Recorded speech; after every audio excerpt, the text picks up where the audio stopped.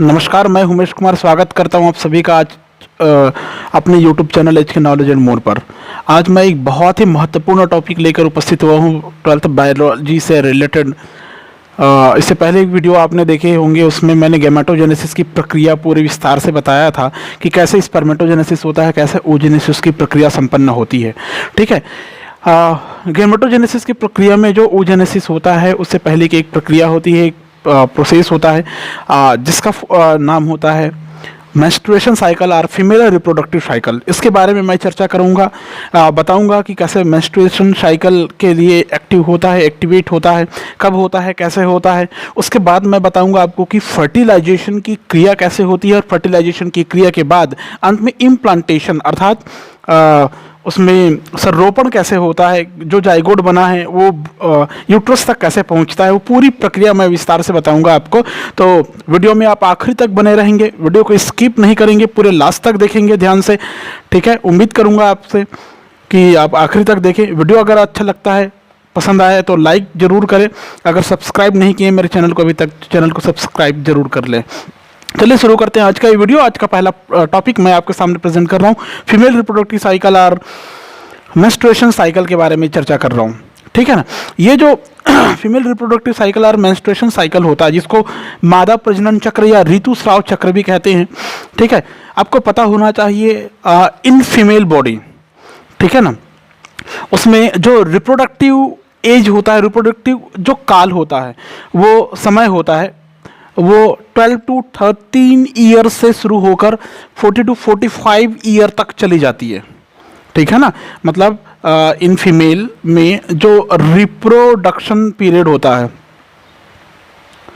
Reproduction period जो होता है, ठीक है, ये 12 to 13 ईयर से स्टार्ट होता है, 12 to 13 ईयर से स्टार्ट होता है और 40 to 45 ईयर के स्टेज तक ये बना हुआ रहता है। ठीक है ना, इसमें यदि हम गर्भावस्था को छोड़ दें, गर्भधारण अवस्था को छोड़ दें, तो प्रत्येक 26 to 28 डेज की ड्यूरेशन पर यूट्रस से ब्लड और उसके जो इंटरनल वॉल होता है उससे एक प्रकार का म्यूकस का सिक्रेशन होते रहता है। क्लियर है? कब होते रहता है ये? प्रत्येक 26 से 28 दिनों, ठीक है, इतने डेज के दौरान ये हमेशा गर्भाशय से, यूट्रस से लगातार ब्लड के रूप में स्रावित होता रहता है। उसकी आंतरिक जो दीवार होती है वहाँ से म्यूकस या श्लेष्म का स्राव होते रहता है। ये जो सिक्रेशन होता है ये मेनली 3 to 5 डेज या 3-4-5 डेज तक हो सकती है, 3 to 5 डेज तक ये चलते रहता है। इस प्रक्रिया को, जिसमें एक निश्चित अंतराल के बाद अर्थात 26 to 28 डेज के बाद, ठीक है, गर्भाशय या यूट्रस से ब्लड का स्रावन होना, ब्लड का शरीर से बाहर निकलना इन फीमेल बॉडी, ये कहलाता है मेंसेस और मेंस्ट्रुएशन साइकिल। ये इसी को हम लोग ऋतुस्राव या रजोधर्म या आर्तव चक्र भी कहते हैं। याद रखें, मैं पूरा नाम इसमें ले रहा हूँ। ठीक है, कभी कभी अलग अलग नाम से एग्जाम में पूछा जा सकता है, तो आपको सारे नाम पता होना चाहिए। क्या क्या बोलते हैं? एक मेंस्ट्रुएशन साइकिल इंग्लिश में तो कहते ही हैं, ऋतुस्राव चक्र, इसको रजोधर्म भी बोलते हैं, आर्तव चक्र भी बोलते हैं और मासिक धर्म भी बोलते हैं, मेंसेस भी बोलते हैं। तो ये खास ध्यान रखेंगे आप लोग। ठीक है ना, ये एक निश्चित समय अंतराल के बाद बार बार होता है। निश्चित समय अंतराल मैंने बताया 26 to 28 डेज की पीरियड में के ड्यूरेशन में ये होते रहता है, इसलिए इसका नाम पड़ता है मेंस्ट्रुएशन साइकिल अर्थात मासिक ऋतुस्राव चक्र। ठीक है ना, एक निश्चित डे में होता है, इसलिए इसका नाम क्या पड़ता है? मेंस्ट्रुएशन साइकिल, मासिक ऋतुस्राव चक्र भी कहते हैं। ठीक है, जितने भी फीमेल होते हैं सब में 40 to 45 ईयर्स तक ये प्रक्रिया पूरी चलते रहती है। उसके बाद की अवस्था जिसमें मेंस्ट्रुएशन साइकिल बंद हो जाता है, अर्थात वहाँ पर ब्लड का स्राव बंद हो जाता है, उस अवस्था को मेनोपॉज कहते हैं। ये पेपर में 2-3 बार स्टेट गवर्नमेंट के एग्ज़ाम में पूछा गया है। शायद नीट वगैरह में भी इससे संबंधित सवाल बहुत सारे पूछा जाता है। तो आप यहाँ से क्लियर कर लीजिए वो अवस्था जिसमें 40 to 45 ईयर्स के बाद में ये जो चक्र है, मेंस्ट्रुएशन साइकिल है, ये रुक जाती है। मतलब वहाँ से ब्लड का सिक्रेशन नहीं होता, स्रावन नहीं होता, उस अवस्था को मेनोपॉज कहते हैं। याद रखेंगे इसको। हिंदी में इसको रजोनी वृत्ति कहते हैं। क्या बोलते हैं इसको? रजोनी वृत्ति कहते हैं हिंदी में, इंग्लिश में मेनोपॉज कहते हैं। ये जो मेनोपॉज होता है, इसके बाद जो गर्भधारण की क्षमता है वो लगभग ख़त्म हो जाती है। मतलब उसके बाद में प्रेगनेंसी का जो चांसेस रहता है वो पूरी तरह से ख़त्म हो जाता है। क्लियर है? ठीक है। इसमें और बहुत सारे कैरेक्टर्स उभर आते हैं, जैसे जो मेमोरी ग्लैंड रहते हैं, जो मेमोरी रहते हैं, जो स्तन ग्रंथि रहते हैं, वो काफ़ी ढीले हो जाते हैं, ढीले व्यवस्थित हो जाते हैं। तो इस प्रकार की अवस्था को हम मेनोपॉज कहेंगे, जिसमें ऋतुस्राव चक्र बंद हो जाता है, रुक जाता है। ठीक है। जैसे मैंने शुरू में बताया कि 12 से 13 वर्ष में शुरू होता है। ठीक है ना। ये स्टार्ट होना, इसको बाल्यावस्था के अंतिम चरण को व्यक्त करता है। मतलब ये वो अवस्था होती है जो ये दर्शाता है कि इस अवस्था में एक लड़की प्रेग्नेंट हो सकती है या गर्भ को धारण कर सकती है। ये अवस्था के बाद ये दर्शाएगा अगर वहाँ पर मेंस्ट्रुएशन साइकिल होता है तो। ठीक है। प्रत्येक फीमेल में माह में केवल एक बार ओव्यूलेशन होता है। ये भी आपको क्लियरली होना चाहिए। ओव्यूलेशन की जो प्रक्रिया है वो मंथ में एक ही बार होगी। Ovulation, ovulation. और ये जो ओव्यूलेशन की प्रक्रिया होती है, ओव्यूलेशन हमेशा mid time in menstruation cycle, menstruation cycle आर्तव चक्र के मध्य में तीसरे चौथे दिन या ओव्यूलेशन या मध्य में ओव्यूलेशन होता है। अंडोत्सर्ग होता है। मतलब ओवरी से ओवा अंड या एग सेल्स बाहर आता है। ये जो ओव्यूलेशन होता है, दोनों ओवरी से, मैंने ओवरी के स्ट्रक्चर में आपको बताया था कि दोनों ओवरी में बारी बारी से प्रक्रिया लगभग होते रहती है। ठीक है। जब ओव्यूलेशन होता है तो ओव्यूलेशन के बाद में जो अंडाणु होता है वो ओविडक्ट में चला जाता है। ठीक है। उसके बाद में निषेचन की प्रक्रिया होती है। उसकी प्रक्रिया मैं बाद में बताऊंगा आपको। ठीक है। जो फर्टिलाइजेशन की प्रक्रिया होती है, निषेचन की प्रक्रिया होती है, उसके बाद जो अंडाणु रहता है वो यूट्रस में प्लेस्ड हो जाते हैं, स्थिर हो जाते हैं, स्थापित हो जाते हैं। ठीक है। निषेचन के बाद गर्भावस्था प्रारंभ होती है। निषेचित अंडाणु डेवलप होकर शिशु या बेबी का फॉर्मेशन करता है। यदि किन्हीं कारण से ओवम या अंडाणु का फर्टिलाइजेशन नहीं हो पाता तो भी वो गर्भाशय में स्थापित होता है। याद रखेंगे आप लोग। कुछ दिनों के बाद में क्या होता है, वो डेड सेल्स के रूप में शरीर पर रहती है। गर्भाशय की जो इंटरनल मेम्ब्रेन रहती है वहाँ पर घाव बनाते हुए बाहर आ जाती है। मैंने इस प्रक्रिया को बताया था ओवरी जब स्ट्रक्चर मैंने बताया था तब। ठीक है। घाव बनाते हुए बाहर आता है, जिसमें 3 से 4 दिनों तक रक्तस्राव होता है। इसे ही मेंस्ट्रुएशन साइकिल कहते हैं।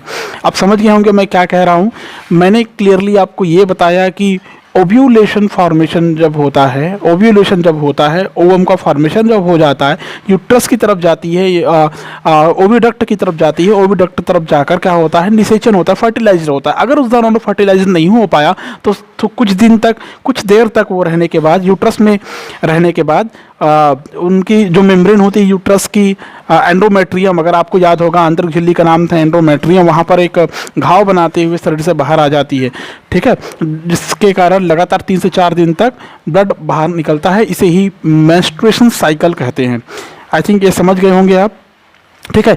ये जो मेंस्ट्रुएशन साइकिल होता है, इसके लगभग 9 दिन के अंदर जो यूट्रस की दीवार होती है उसकी ऑटोमेटिकली रिपेयर हो जाती है। ग्रोथ एंड डिफरेंशिएशन के द्वारा, वृद्धि और विभिन्नता या भिन्नन के द्वारा उसका रिपेयर हो जाता है। और जो ओवा रहता है उस, अगर वो निश्चित हो गई तो उसके बाद में गर्भावस्था प्रारंभ हो जाती है।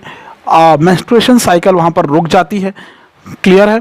जो गर्भाशय होता है, यूट्रस होता है, उसकी रिपेयर के लिए एस्ट्रोजन हार्मोन के नियंत्रण में होता है। मतलब एस्ट्रोजन हार्मोन वहाँ पर रिपेयर करने का कार्य कुशलता से कर लेती है। समझ में आ गया। इसका जो ओव्यूलेशन ये क्या बोलते हैं इसको, मेंस्ट्रुएशन साइकिल का जो कंट्रोल है वो फॉलिकुलर स्टिमुलेटिंग हार्मोन्स के द्वारा उसको क्या किया जाता है, कंट्रोल्ड किया जाता है। ठीक है, हार्मोन का नाम आता है follicle stimulating hormones. Follicle stimulating hormones के नियंत्रण में जो ओवम का फॉर्मेशन होता है, इसके बाद ओव्यूलेशन होता है। ठीक है, और जब मेंस्ट्रुएशन साइकिल प्रारंभ होता है उसके 14 दिन के बाद, 14 दिन के बाद जो ओव्यूलेशन की क्रिया होती है, याद रखेंगे आप लोग, मेंस्ट्रुएशन साइकिल जो प्रारंभ होता है उसके 14 दिन के बाद ओव्यूलेशन की क्रिया होती है। ओव्यूलेशन की कुछ देर बाद ही जो ओवम रहता है वो ओविडक्ट में पहुंच जाती है 15 to 9 डे। ठीक है ना, 15 to 9 डे ये कंट्रोल। चलो इसको पहले समझिए, ये जो हार्मोन है फॉलिकल स्टिमुलेटिंग हार्मोन्स, ये कंट्रोल करेगी पूरे उस प्रक्रिया को, मेंस्ट्रुएशन साइकिल की प्रक्रिया को। समझ में आ गया? ठीक है, जब मेंस्ट्रुएशन साइकिल यहाँ पर होगा, मेंस्ट्रुएशन साइकिल होगा,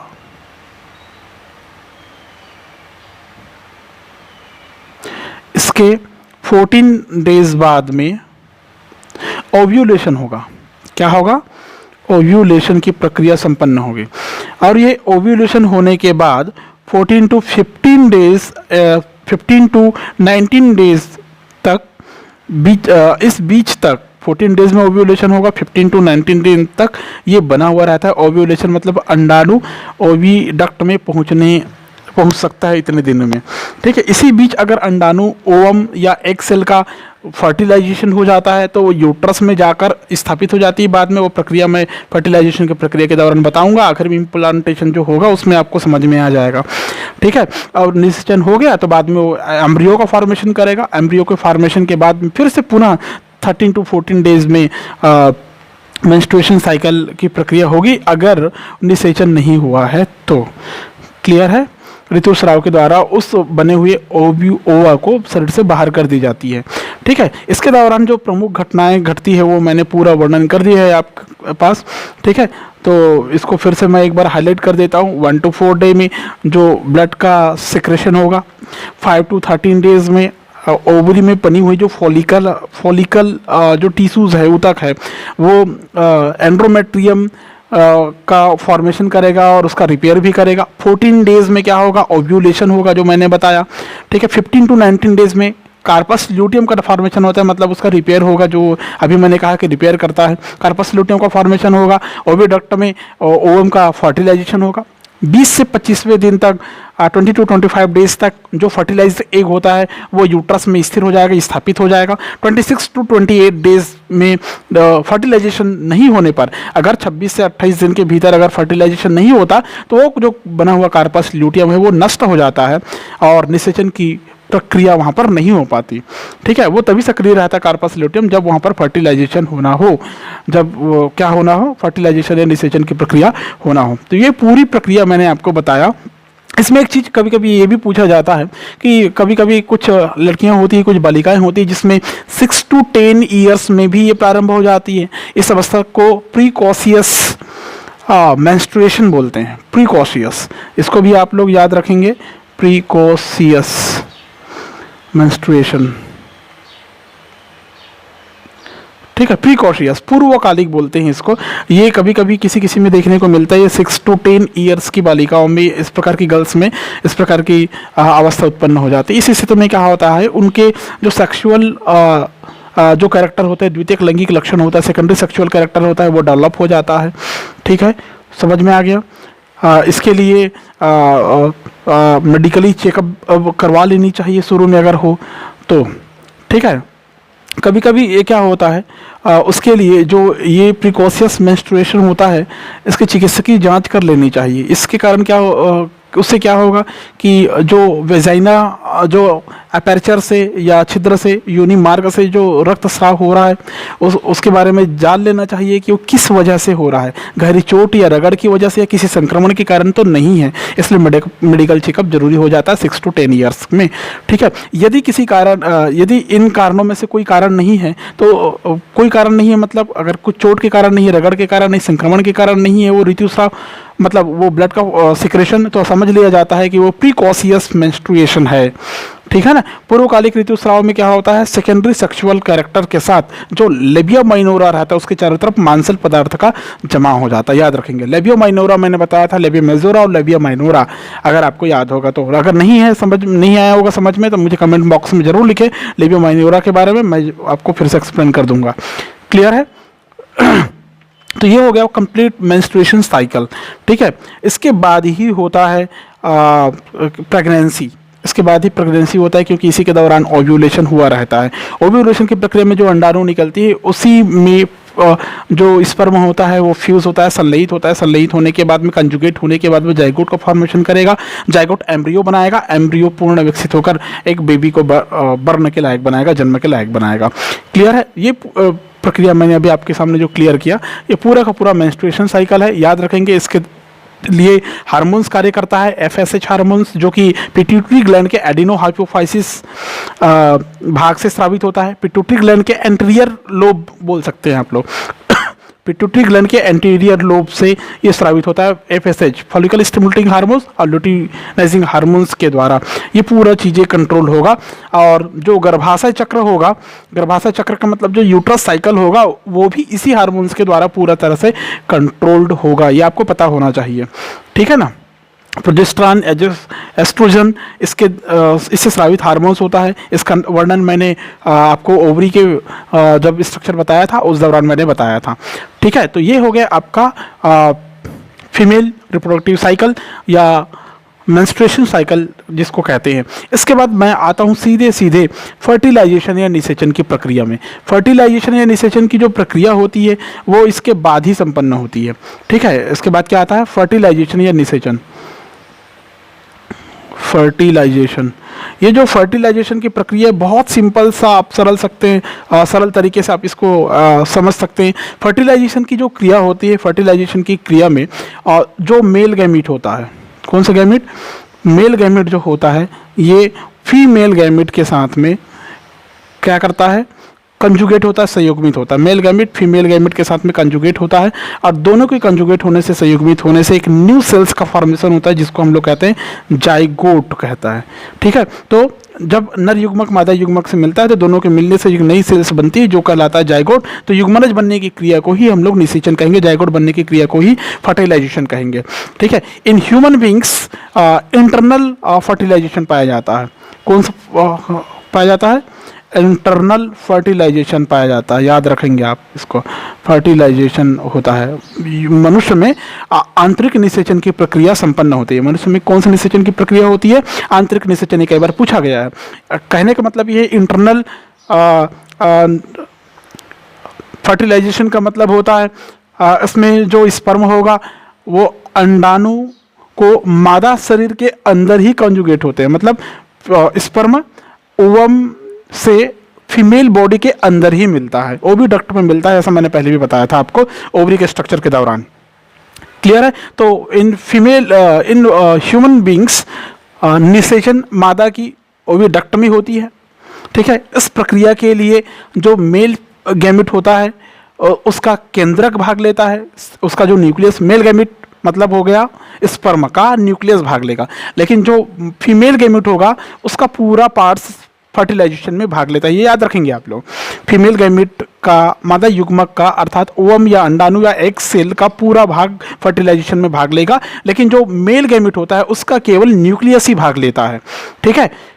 समझ में आया। यही कारण है कि माता और पिता के जो जेनेटिक कैरेक्टर है या क्वालिटी है वो बच्चों में जाता है। मतलब दोनों के मिलने से, कौन कौन सा, मेल गैमेट और फीमेल गैमेट के मिलने से जो संतान होता है, बनने वाला न्यू बॉर्न बेबी रहता है जो गर्भ में तैयार होता है यूट्रस में, उसमें माता और पिता दोनों के गुण मिलते हैं, अर्थात आनुवंशिक गुण का मिलन होता है। समझ में आ गया। आप समझ गए होंगे, फीमेल हो चाहे मेल हो, दोनों में एक विशेष जेनेटिक कैरेक्टर होता है, जेनेटिक यूनिट्स होता है। वो जेनेटिक यूनिट्स इन युग्मक के द्वारा संतान में जाता है, दोनों के मिलने से जाइगोट बनता है। जाइगोट ही एम्ब्रियो का फॉर्मेशन करता है। ठीक है। ये जो जाइगोट होता है द्विगुणित अवस्था में होता है, 2n स्टेज में होता है, डिप्लॉयड होता है, क्योंकि ये हेप्लॉइड, ये हेप्लॉइड, ये पहले भी मैंने बताया है, हेप्लॉइड हेप्लॉइड, अगुणित अगुणित। ठीक है। दोनों आपस में मिलकर द्विगुणित प्रकार के जाइगोट को फॉर्मेट करती है, निर्माण करती है। जब इंटरकोर्स होता है, अर्थात मैथुन या संभोग की प्रक्रिया कंप्लीट होती है तो उसके लास्ट स्टेज में जो मेल होता है वो अपने स्पर्म को वेजाइना में स्खलित कर देती है, वहाँ पर छोड़ देती है, वहाँ पर त्याग देती है अंतिम अवस्था में। उस दौरान क्या होता है, जो यूट्रस होता है उसकी जो नेक रीजन होता है, ग्रीवा वाला पार्ट होता है नेक रीजन यूट्रस का, सर्विक्स जो हम लोग बोले थे, मैंने बताया था जब क्या बोलते हैं फीमेल रिप्रोडक्टिव ऑर्गन की स्ट्रक्चर में सर्विक्स जो होता है ग्रीवा, ठीक है, जो कि यूट्रस का अंतिम हिस्सा होता है जो वजाइना की तरफ खुलती है, वो उसमें सिरिंज एब्जॉर्प्शन की क्रिया के द्वारा जो स्पर्म होता है वो यूट्रस में अपने आप चला जाता है। सिरिंज एब्जॉर्प्शन का मतलब होता है वहाँ पर एक ऐसी क्यूब लाइक स्ट्रक्चर बनी हुई रहती है, परखनली जैसी स्ट्रक्चर बनी हुई रहती है जो सीधे सीधे स्पर्म को क्या कर लेती है, सोख लेती है, खींच लेती है। कहाँ, गर्भ क्या बोलते हैं उसको, ओविडक्ट में खींच लेती है, मतलब गर्भाशय की तरफ चला जाता है।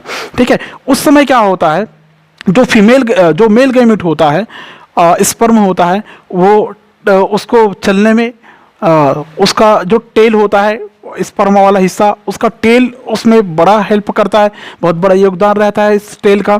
ठीक है, जब स्खलन होता है उसके बाद उस समय वीर्य में स्पर्म में लगभग 20 करोड़ की संख्या में लिविंग कंडीशन में, लाइव कंडीशन में स्पर्म मिलते हैं, लगभग 20 करोड़। उनमें से अधिकांश जो वेजाइना की जो वाल होती है उससे स्रावित जो एसिडिक लिक्विड है उसके कारण मर जाते हैं।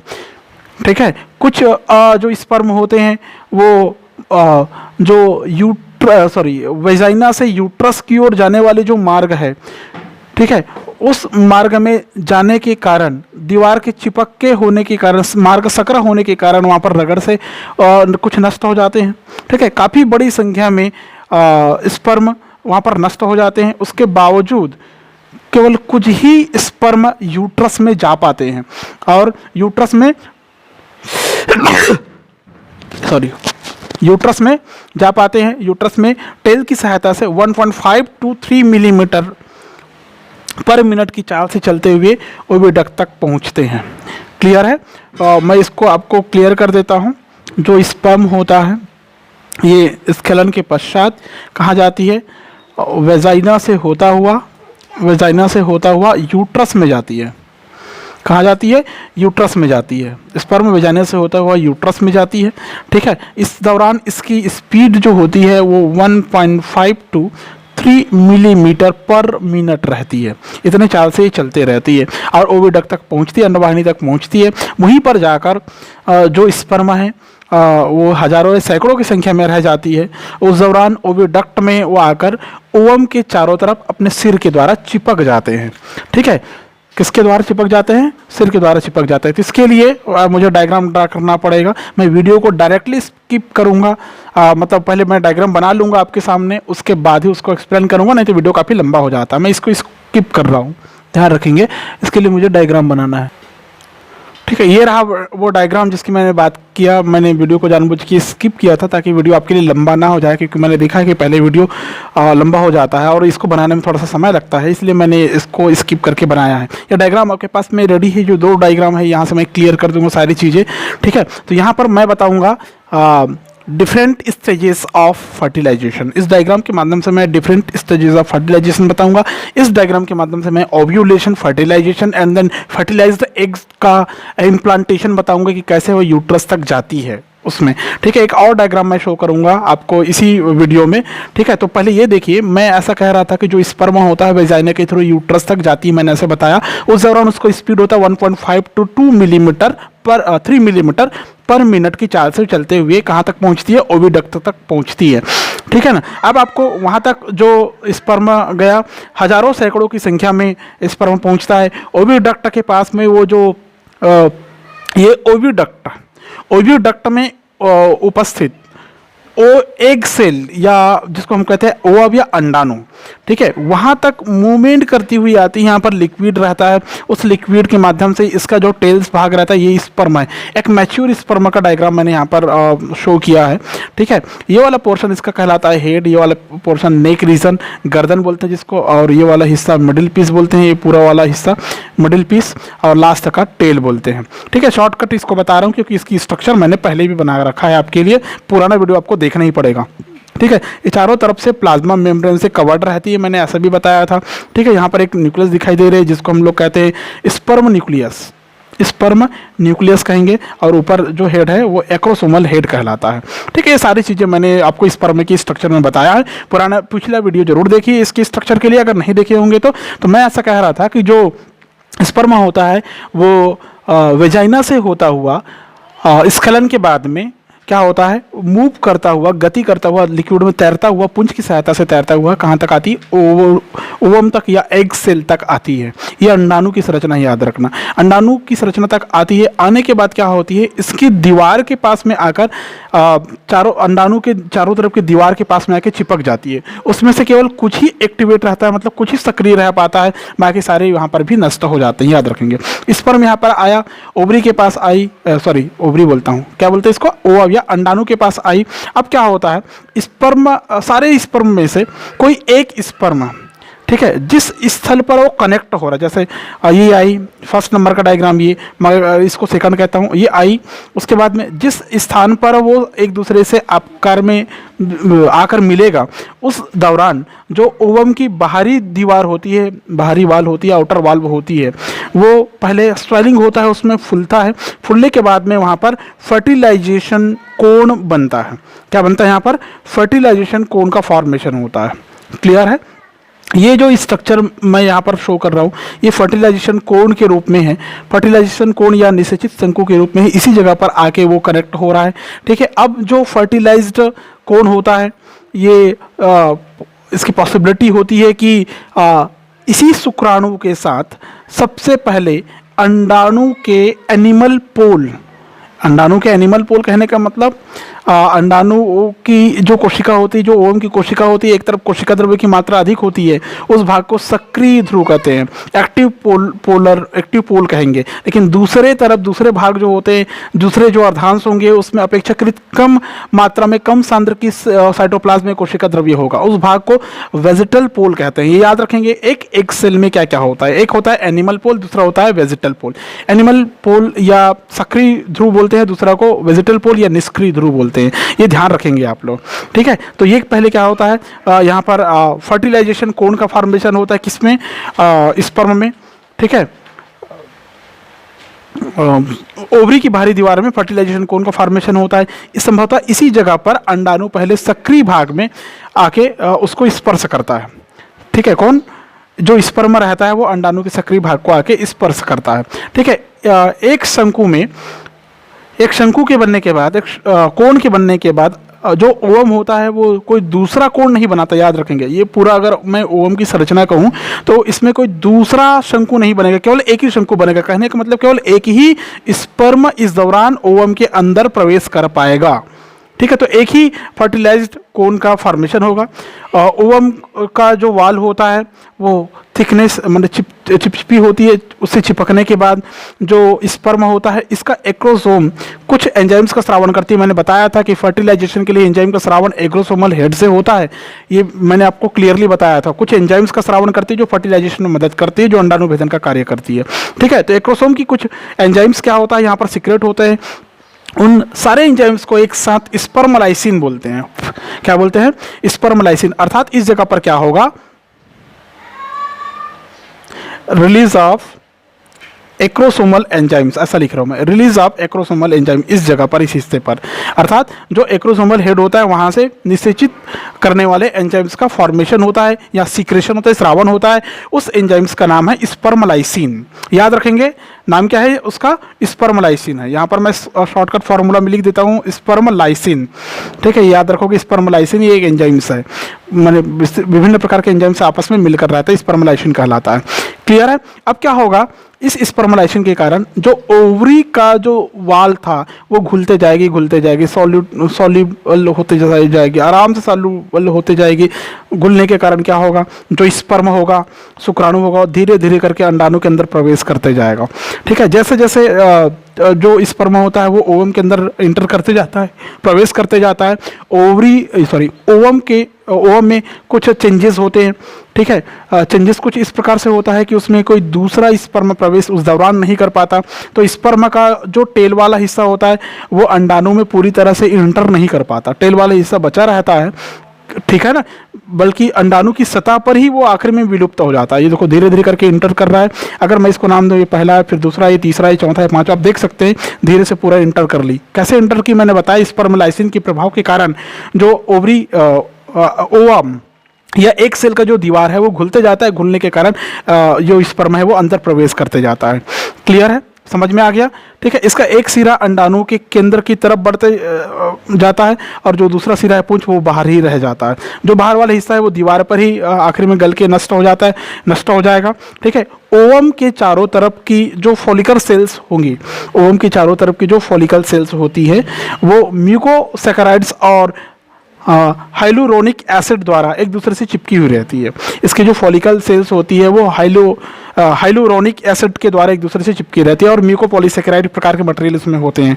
ठीक है, इसके लिए क्या होता है, स्पर्म जो होता है हाइलुरोनिडेज नामक एंजाइम्स का स्रावन करती है। ठीक है, मतलब यहाँ पर क्या होता है, एक एक्सेप्टर साइट में क्या होगा, यहाँ पर attachment filament of to acceptor, यहाँ पर क्या होगा, अटैचमेंट होगा। अटैचमेंट किस साइड से, फिलामेंट ऑफ एक्सेप्टर, इस साइड से फिलामेंट, ये हो गया फिलामेंट ऑफ एक्सेप्टर। ठीक है, यहाँ पर एक्सेप्ट किया। उसके बाद में क्या होता है, अभी अभी मैंने कहा कि जो स्पर्म होता है, स्पर्म हाइलुरोनिडेज नामक एंजाइम्स का सिक्रेशन करेगी, जो म्यूकोपॉलीसेकेराइड और हाइलुरोनिक एसिड को जो ओवरी के दीवार में होती है उसको वो नष्ट कर देती है। नष्ट करने के दौरान क्या होता है, जो मैमल्स के स्पर्म में चेंजेस होता है जिसके कारण डिसेचन में मदद मिलती है, उसको कैपेसिएशन कहते हैं। इस दौरान मतलब जो जो स्पर्म में चेंजेस हो रहा है, क्या क्या चेंजेस हो रहा है, पहले एंजाइम का सब फॉर्मेशन हुआ था जिसको स्पर्मलाइसिन कहा गया था। बाद में अभी अभी आपने पढ़ा कि ये स्पर्म हाइलुरोनिडेज नामक एंजाइम्स का स्रावन करता है। ठीक है, जो ओवरी में उपस्थित म्यूकोपॉलीसेकेराइड और हाइलुरोनिक एसिड को नष्ट कर देती है, उसकी एक्टिविटी को खत्म कर देती है। ठीक है ना, इस दौरान होने वाली पूरी बदलाव को, पूरे चेंजेस को कैपेसिएशन कहते हैं। याद रखेंगे आप लोग, कैपेसिएशन कहते हैं। समझ में आ गया? ठीक है, अब इस दौरान कैपेसिएशन क्रिया के दौरान क्या होगा, जो एक्रोसोम रहता है, ठीक है, इसके चारों तरफ की झिल्ली क्या हो जाएगी, टूट जाएगी, जिसके कारण इसके एक्रोसोम द्वारा स्पर्मलाइसिन का स्रावन होगा, जिसकी सहायता से जो ओवरी होता है उसके बाहरी स्ट्रक्चर का नाम था जोना रेडिएटा और जोना पेलुसिडा, बाहर वाले पेलुसिडा एंड देन रेडिएटा। ठीक है, आपको अगर स्ट्रक्चर याद है तो अंदर वाले का नाम था जोना पेलुसिडा, ऊपर वाले का नाम था जोना कोरोना रेडिएटा बोलते हैं उसको। मतलब रेडिएटा, पहले रेडिएटा को फिर बाद में पेलुसिडा को भेजते हुए वो अंदर चली जाएगी। ठीक है, अंदर जाएगी तो क्या होगा, ये देखो अंदर आ गई। अंदर आने से क्या होगा, ओवम और स्पर्म की हेड पर जो प्लाज्मा मेम्ब्रेन रहता है वो घुल जाएगी। क्या हो जाएगी, घुल जाएगी। क्यों घुलेगी, क्योंकि यहाँ पर क्या होगा, एंजाइम्स का स्रावन होगा, प्लाज्मा मेम्ब्रेन पूरी तरह से घुल जाएगी। घुलने के बाद इसके जो केंद्रक होंगे, न्यूक्लियस होंगे, वो इसमें एंटर कर जाएंगे। मतलब यहाँ पर हम लिखेंगे इसको fusion of sperm and egg plasma membrane. एक प्लाज्मा मेम्ब्रेन, मतलब एक प्लाज्मा मेम्ब्रेन को यहाँ पर नष्ट करती है। एक्रोसोम का प्लाज्मा मेम्ब्रेन भी नष्ट होता है और इस दौरान मेल और फीमेल गैमेट के जो न्यूक्लियस रहते हैं वो इस तरह से अंदर एक दूसरे के संपर्क में आ जाती है। ठीक है, ये होता है एग न्यूक्लियस होता है ये।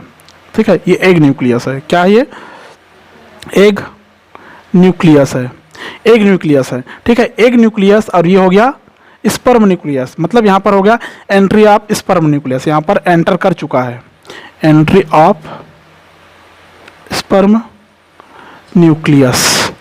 ठीक है, एंट्री ऑफ स्पर्म न्यूक्लियस। ठीक है, ये हो गया, एंट्री हो गई इसकी। ठीक है, एंट्री होने के बाद क्या होता है, दोनों के जो न्यूक्लियस है वो पास पास आते हैं। पास पास आने के दौरान कंजुगेट होते हैं और कंजुगेट होकर क्या बनाते हैं, यहाँ पर क्या बना रहा है, दोनों के कोशिका द्रव्य आपस में मिलेगा, केंद्रक पास पास आएगा, जो कोशिका द्रव्य होगा आपस में मिलेगा। ठीक है, और स्पर्म का जो न्यूक्लियस होगा ओवम के न्यूक्लियस की ओर चली जाती है। दोनों मिलकर एक डिप्लॉयड न्यूक्लियस का फॉर्मेशन कर देता है। मतलब ये जो फॉर्मेट हुई है, एक बनी हुई है, ये कहलाता है, इसको बोलेंगे हम लोग फ्यूजन ऑफ स्पर्म एंड एक न्यूक्ली। क्या बोलेंगे इसको, fusion of sperm and egg nuclei. ठीक है, मतलब यहाँ पर नर का केंद्रक और मादा का केंद्रक, नर युग्म का केंद्रक और मादा युग्म के केंद्रक आपस में मिल गया है। उसके मिलने से क्या बना, सेकेंडरी प्रकार के न्यूक्लियस का फॉर्मेशन हुआ है। इस दौरान क्या होता है, लास्ट में ओवम को, जो अंडाणु रहता है उस दौरान उस अंडाणु को, ओवम को, अब यहाँ पर खाली ओवम नहीं कहेंगे बल्कि यहाँ पर इसका नाम आ जाता है जाइगोट। क्या नाम आ जाता है, जाइगोट या युग्मनज का फॉर्मेशन हो गया ऐसा बोलेंगे। क्लियर है, समझ में आ गया? ठीक है, आप समझ गए होंगे। ये जो प्रक्रिया होती है निषेचन पूरी होने में लगभग 2.5 आवर का समय लगता है, 2 से 2.5 घंटे का समय लगता है, याद रखेंगे इस दौरान। ठीक है, इतने देर में फर्टिलाइजेशन हो जाता है। ठीक है, अब जो फर्टिलाइज्ड एग होता है वो यूट्रस की गुहा की तरफ बढ़ते हैं। किस ओर बढ़ते हैं, यूट्रस की गुहा की तरफ। देखिए इसमें क्या हो रहा है, यहाँ पर ये ओवरी है, ये क्या था, ओवरी था। ओवरी में ओव्यूलेशन की प्रक्रिया संपन्न होती है, उसके दौरान ये ओवा डिस्चार्ज होता है। ओवा डिस्चार्ज होने के बाद में यही ओवा क्या करती है, यूट्रस की तरफ जाती है, और इसी यूट्रस के पास में क्या आया रहता है, इसी यूट्रस के पास में अगर ये हो गया आपका एग सेल, ठीक है, तो इसी यूट्रस के पास में क्या आती है, क्या आती है जी, स्पर्म आती है। ठीक है, क्या आती है, स्पर्म या शुक्राणु आती है। स्पर्म या शुक्राणु जो आई है यहाँ पर क्या हो जाता है, फ्यूज हो जाता है, मतलब fusion of zygote in oviduct. Oviduct में ये अंडाणु जाता है अंदर और यहाँ पर इसका फिजन हो जाता है। फिजन होता है क्रमशः, और फिजन होकर क्या करती है, ये यूट्रस की तरफ बढ़ती है और यहाँ पर आके प्लेस्ड हो जाती है, इस हिस्से में आके स्थिर हो जाती है। समझ में आ गया? क्लियर है? इस हिस्से में आके प्लेस्ड हो जाते हैं, यूट्रस से गर्भाशय में आके स्थिर हो जाती है। क्लियर है? स्पर्म का इंटर कहाँ से होगा, एंट्रेंस यहाँ वेजाइना से होगा। ठीक है, यहाँ पर inter in uterus of sperm. Sperm का जो इंटर होगा इस वेजाइना से होगा, वेजाइना से स्पर्म अंदर जाएगा और एक को फर्टिलाइज करेगा। ठीक है, आंतरिक झिल्ली का नाम था एंड्रोमेट्रियम। अगर आपको याद होगा मैंने बताया था पहले की संरचना में, ये पूरी स्ट्रक्चर कहलाती है यूट्रस। ठीक है, ये वाला सिरिंज जो एब्जॉर्प्शन मैंने बताया था, इसको बोलते हैं सर्विक्स या ग्रीवा का सिरिंज एब्जॉर्प्शन वाला हिस्सा, ये जो कि यूट्रस का आखिरी हिस्सा बनाता है, जो कि वेजाइना की तरफ खुलता है, और ये वाला हिस्सा कहलाता है वेजाइना। क्लियर है? आप समझ गए होंगे कि कैसे इस पर अंदर जाता है, वो या अंडाणु के साथ में फ्यूज होता है, बाद में यूट्रस में आके स्थापित हो जाता है। इस पूरी प्रक्रिया में लगभग 2 से 2.5 घंटे का समय लगता है फर्टिलाइजेशन में। इस दौरान क्या होता है, जो निषेचित एग है, जाइगोट है, निषेचित एग मतलब जाइगोट बोलेंगे आप, जाइगोट है, ये यूट्रस की तरफ बढ़ती है, गर्भाशय की तरफ आती है, इस ओर आती है, गर्भाशय की तरफ आती है। ठीक है, लगभग 7 डेज में ये गर्भाशय की गुहा में पहुंच जाती है, 7 दिनों में गर्भाशय की गुहा में पहुंच जाती है और यहीं पर गर्भाशय की दीवार में ही स्थापित हो जाती है।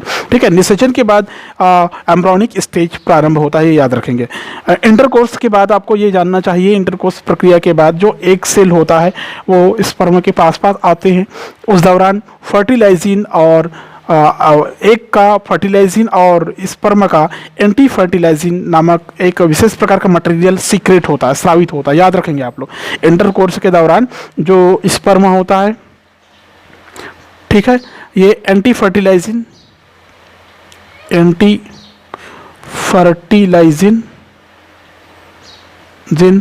और जो ओवा रहता है, अंडाणु रहता है, ये ओवा फर्टिलाइजिन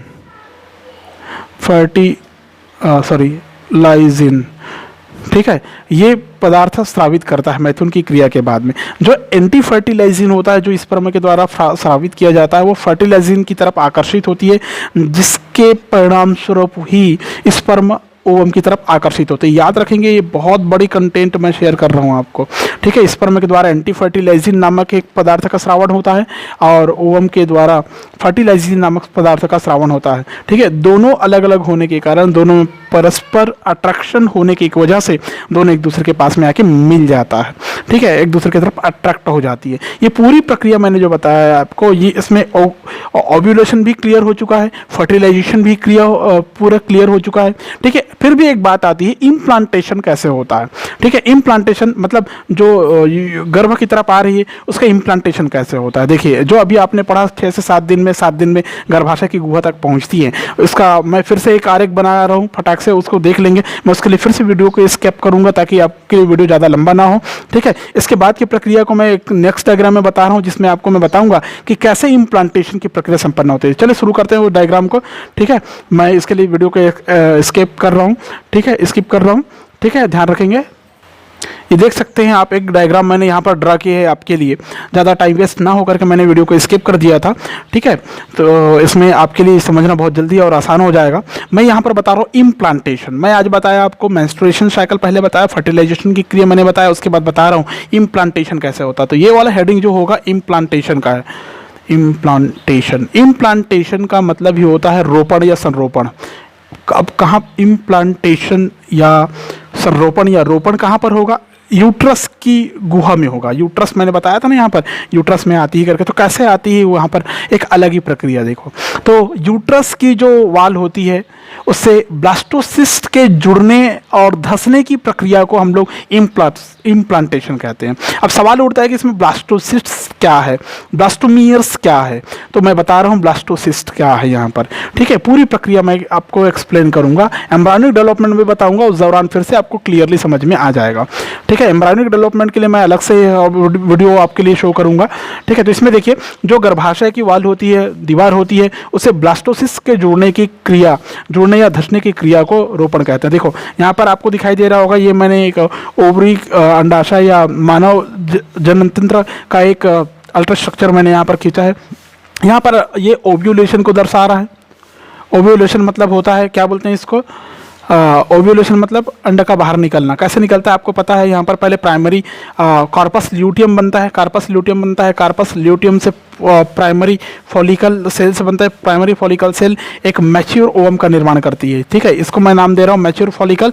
मैच्योर फॉलिकल से ही यहाँ पर ये मैच्योर ओवम का फॉर्मेशन होता है। इसका नाम दे रहा हूँ ओवम, ठीक है। ओवम के बाहरी हिस्सा का नाम है जोना कोरोना रेडिएटा। सबसे बाहर वाला जो स्ट्रक्चर इसमें बनेगा ये होता है जोना रेडिएटा। उसके बाद अंदर वाला जो बनता है वो कहलाता है जोना पेलुसिडा, ठीक है। ये हो गया पूरे ओवरी का स्ट्रक्चर, ठीक है। यहाँ से ओव्यूलेशन की ये हो गया ओवरी अंडाशय। ओवरी या अंडाशय से क्या निकलता है, ये प्रक्रिया कहलाएगी ओव्यूलेशन। ये प्रक्रिया लगातार ऐसे चलते रहती है, ठीक है। ओव्यूलेशन क्रिया के दौरान, जिसको हम लोग ओवेरियन साइकिल के नाम से भी जानते हैं, ठीक है। ओवेरियन साइकिल के अंत में जो ओवम है वो सेल निकलती है, ओवम निकलती है और कहाँ पर जाती है, यूट्रस की तरफ जाती है, गर्भाशय की तरफ जाती है। इसी यूट्रस में पहले से वेजाइनल रास्ते के द्वारा, वेजाइना के द्वारा आया हुआ, देखो, enter in uterus of sperm यहाँ पर प्रवेश किया रहता है, ठीक है। वो स्पर्म यहाँ पर आके क्या करता है, यहाँ पर कॉन्जुगेट करता है।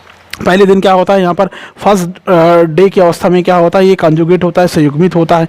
फर्स्ट डे में संयुग्मित होता है तो यहाँ पर जो इसके जो एक के जो मेन क्या बोलते हैं पोलर बॉडीज रहता है, जो फर्स्ट पोलर बॉडी और second polar body. First polar body ऐसा नाम देते हैं इसको, फर्स्ट पोलर बॉडी, ठीक है। इसको बोलते हैं सेकंड पोलर बॉडी, ठीक है। इसी दौरान यहाँ पर इसमें से कुछ स्पर्म, ये स्पर्म की स्ट्रक्चर समझ सकते हैं आप, स्पर्म इसको आकर अंडाणुभेदन का कार्य करता है। इस दौरान क्या होता है, यहाँ पर नेक्स्ट प्रक्रिया में क्या होता है, male and female pronuclei, male and then female, ये हो गया मेल एंड फीमेल प्रोन्यूक्ली, ठीक है।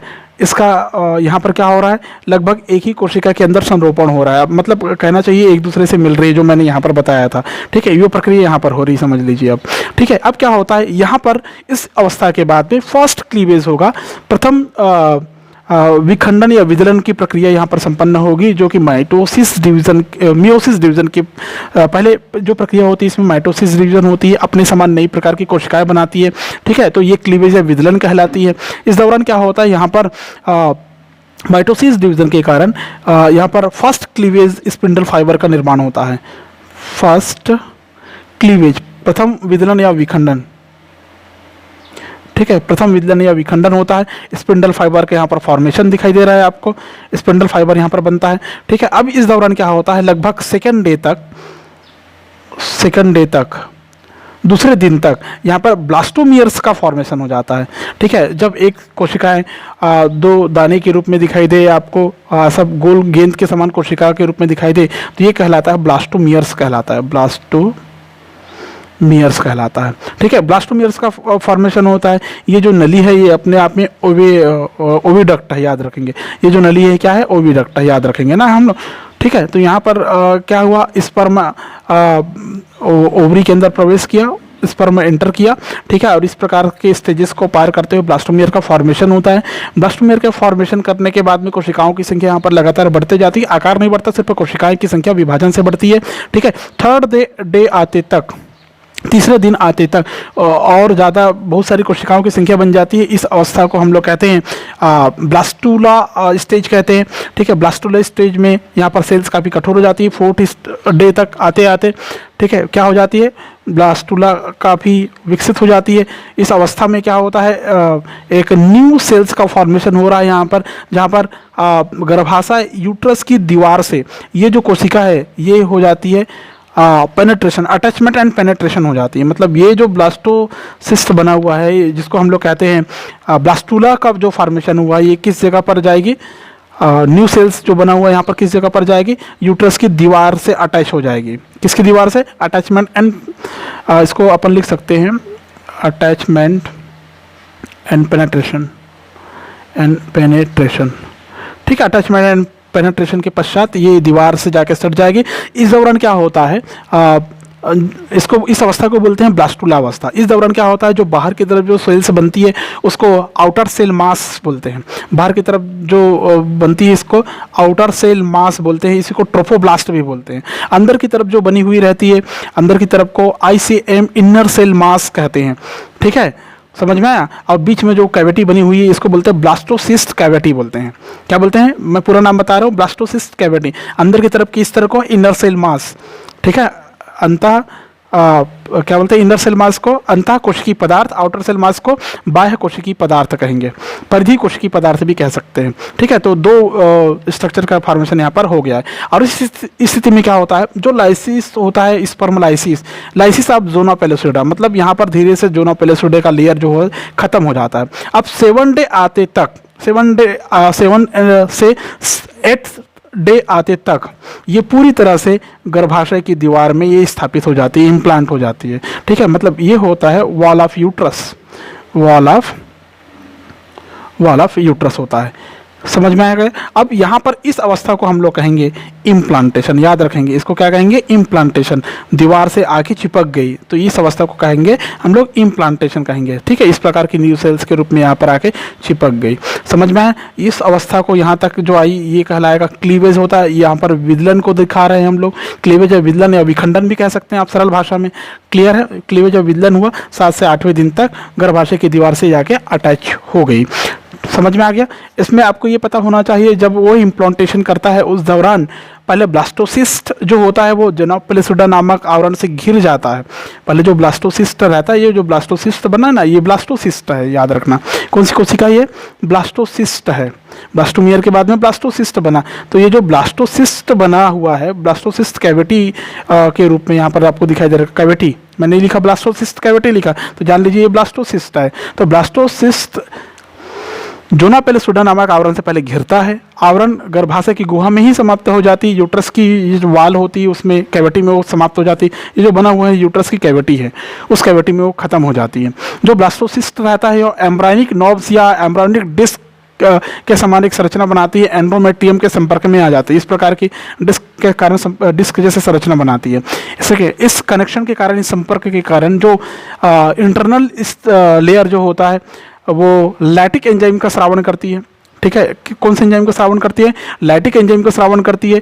वो लैक्टिक एंजाइम जो इंटरनल लेयर होता है उसका संचारण करके एक कुट या एक गुहा या कैविटी का फॉर्मेशन करती थी। इस प्रकार के ऐसे कैविटी का फॉर्मेशन करती है। यहाँ पर जो एंजाइम निकलता है उस एंजाइम के कारण ब्लास्टोसिस जो होता है उसी गुहा के अंदर अंतः स्तर में पूर्णतः धंस जाती है, ऐसे धंस गई। ठीक है, तो ये हो गया रोपण। रोपण के पश्चात जो होता है ट्रोफोब्लास्ट के साइटोट्रोफोब्लास्ट इस तरह से अंगुली के समान प्रवर्धन निकलते हैं जिसको कोरियोनिक विलाई कहते हैं। ठीक है, यहाँ पर उंगली के समान प्रवर्धन निकलेंगे जिसको विलाई कहेंगे। वो विलाई की संरचना आपको वहाँ पर दिखाई देगा, जब मैं भ्रूणी विकास बताऊंगा वहाँ पर दिखाई देगा। ठीक है, वो जो प्रवर्धन निकलेगा उंगली के समान प्रवर्धन यूट्रस के स्ट्रोमा तक जाते हैं, वहाँ से वो पोषण प्राप्त करते रहते हैं। कोरियोनिक विलाई मैंने जो जाइगोट बना हुआ है उसके लिए क्या होगा, पोषण न्यूट्रिशन देने वाला एक स्पेशल ऑर्गन बनता है वहाँ पर। कोरियोनिक विलाई जो होता है वो जो यूट्रस की टिश्यूज होती है उसके साथ में मिलकर प्लेसेंटा का निर्माण करता है, अपरा का फॉर्मेशन करता है। किसका फॉर्मेशन करता है? अपरा या प्लेसेंटा का फॉर्मेशन करता है। ये कभी कभी पूछा जाता है कि प्लेसेंटा का फॉर्मेशन कैसे होता है, आपको पता होना चाहिए। ठीक है, कि जब इम्प्लांटेशन हो जाता है तो ट्रोफोब्लास्ट के साइटोट्रोफोब्लास्ट इस तरह से वहाँ पर फिंगर लाइक प्रोजेक्शन निकलते हैं, उंगली के समान प्रवर्धन निकलते हैं, उसको कोरियोनिक विलाई कहते हैं। वो कोरियोनिक विलाई बाद में यूट्रस टिश्यू से आपस में मिलकर प्लेसेंटा का फॉर्मेशन करता है। वो प्लेसेंटा जो स्ट्रक्चरल और फंक्शनल रूप से उसकी पूरी संरचना बनाता है एम्ब्रियो की। वो भ्रूण एम्ब्रियो की और यूट्रस के मध्य वो एक कनेक्शन स्थापित कर देता है, एक रिलेशन स्थापित कर देता है, पैरासाइट रिलेशन स्थापित कर देता है वहाँ पर, वो जो अपरा है वो। ठीक है, इस प्रकार रोपण के द्वारा आप देखा कि ब्लास्टोसिस्ट की कोशिकाएं संख्या आकार में बढ़ जाती है और जो प्लेसेंटा भी बना, अपरा बना, जो अभी मैंने एक्सप्लेन किया आपको, वो गर्भाशय भाग बनाता है जिसे डेसिडुआ कहते हैं। ठीक है, गर्भाशय भाग बनाता है जिसको डेसिडुआ कहते हैं। ठीक है, ये पूरी प्रक्रिया जिसको मेंस्ट्रुएशन साइकिल और फर्टिलाइजेशन एंड देन मैंने आप इम्प्लांटेशन जो बताया है, ये बहुत इंपॉर्टेंट है, सभी के लिए इंपॉर्टेंट है, सभी तरह के एग्जाम के लिए इंपॉर्टेंट है। इसको बड़े गौर से देखिए, वीडियो को आखिरी तक देखिए, कभी स्किप नहीं करना वीडियो को। ठीक है, सारी जानकारी, छोटी छोटी जानकारी इसमें रहती है। अगर वीडियो समझ में आया हो, पसंद आया हो, वीडियो को प्लीज़ लाइक करें और वीडियो को सब्सक्राइब करना ना भूलें। चैनल को सब्सक्राइब करिए ताकि आगे आने वाले वीडियो की जानकारी आपको तुरंत मिल सके। ठीक है, आज के वीडियो में बस इतना ही। नए वीडियो फिर से लेके आऊँगा। Thank you.